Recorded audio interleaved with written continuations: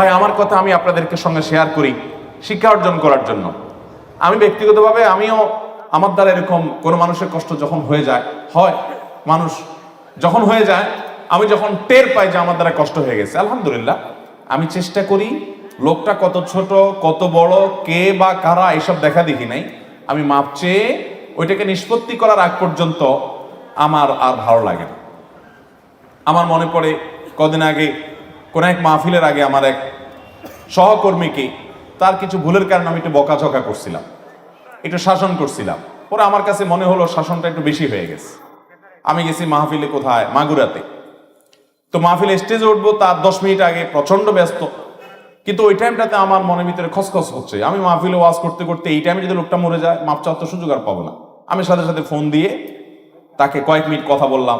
সে বলে না না না কিছু না। না ভাই তুমি যতই না বলো, আমার তো মনে হচ্ছে যে তোমার কষ্ট হয়েছে, তো তুমি মাফ করে দাও। মাফটা সে যখন ফ্রেশ মনে বলে দিচ্ছে হ্যাঁ আলহামদুলিল্লাহ আমার মনে কিছু নাই, আমি খুশি হয়ে গেছি, আপনি ফোন করছেন, আমি অনেক খুশি আলহামদুলিল্লাহ। তারপর আমি যে ওয়াজ করা শুরু করছি। ভাইরা আমার, কারোর প্রতি যদি কোনো আঘাত করে থাকি, আমরা কষ্ট দিয়ে থাকি, সেটা মাপ চাওয়া ছাড়া একটি সেকেন্ডও আমরা থাকবো না। ঠিক আছে তো ইনশাআল্লাহ? চেষ্টা করবো তো ইনশাআল্লাহ। আল্লাহ আমাদের সবাইকে তৌফিক দান করুন।